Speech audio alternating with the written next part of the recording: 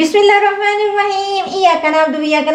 अस्सलामुअलैकुम। आज जो है मैं आपको गाजर और चावल की खीर बनाना सिखाऊंगी। ये बनाना बहुत ही आसान है और बहुत मज़े की होती है। इसके लिए मैंने एक अदद कढ़ाई ली है और चॉपर लिया है।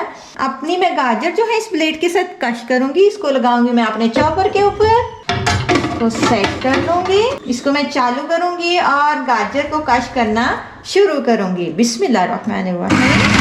इसमें मैं सारी गाजरें डाल दूंगी और सारी गाजरें कश करने के बाद मिलती हूँ आपसे। बिस्मिल्लाह। ये देखिए मैंने गाजरों को जो है कश कर लिया है। ये देखिए माशाल्लाह कितनी अच्छी हुई हैं, कितनी फटाफट हो गई हैं। अब जो है हम इसमें 200 ग्राम ये हमने देसी घी लिया है, देसी घी डालेंगे इसमें। 1 पाव चावल लिए हमने, इसको सारी रात जो था हमने भिगो दिया था। ये नए चावल हैं, ठीक है। आपने भी जब चावल इस्तेमाल करने हैं नए चावलों का इस्तेमाल करना है। इससे टेस्ट जो है खीर का बहुत अच्छा आता है। इसका पानी मैंने निकाल दिया है। इनको मैं इसके अंदर डालूंगी।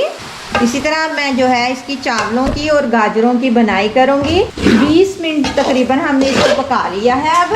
और ये देखेंगे बुनाई अच्छी तरीके से हो गई है। आप अपने जायके के लिहाज से चीनी डालिएगा। आपको जितना मीठा पसंद हो उतनी चीनी डाल दीजिएगा।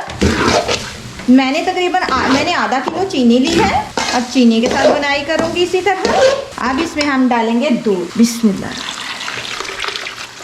अब इसी तरह हम इसको गाजर को और दूध को पका लेंगे। तब तक पकाएंगे जब तक ये गाढ़ा ना हो जाए। बिस्मिल्लाह। ये देखें गाजर और चावलों की खीर बहुत अच्छी तैयार हुई है। ये देखें माशाल्लाह बहुत अच्छी देसी घी की खुशबू आ रही है इससे। बादाम, मूंगफली, काजू वगैरह लिए हैं वो सब इसमें डाल दूंगी। आप भी इस तरह ये सारे डाल के जो भी आपको पसंद हो वो डाल के खाइएगा।